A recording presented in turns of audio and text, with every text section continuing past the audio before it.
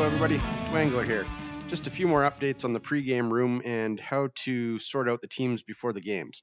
So after the first week of messing around with it a bit, we figured out the home team needs to be the first person into the map. They need to know what team they're going for so their team can go in and all get on that side. They can then send an invite to the other team waiting in the pregame lobby to come fill up the other position. The third invite needs to go to the official once everybody's in the room. Now make double sure that the game type is set correctly for the match you're playing when you get in their home team. Otherwise, it can mess up the teams and then a bunch of people have to leave and come back. As well, make sure you give everybody about 20-30 seconds to spawn in once you see them disappear. If you get an invite early as the second team or the official that's going to be streaming the game. Some people load quicker than others, and that still throws a bit of a mess up into the works there. Now, one thing we've been talking about is the 1v1 games.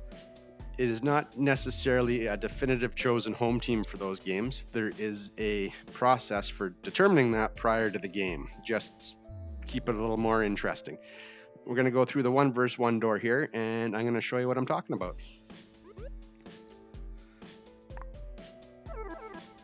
Here we are in the 1v1 room where we have all the doors to the existing maps that we're going to be playing this season. We've thrown a table in here. Roll for home team. Top roll wins. Pretty self-explanatory. Each player from each team comes in here, grabs the dice, gives her biscuits. Yeah, I wouldn't have been home team there. So high number gets to choose home team, and you just go from there. Keep it simple and kind of keeps everybody on their toes for not really knowing what side they're going to be on until they get here in the 1v1 matches. Now let's hop into a map and show you a few more things. All right, here we are back at the buttons. The buttons I showed you last week. We've had to make a few changes.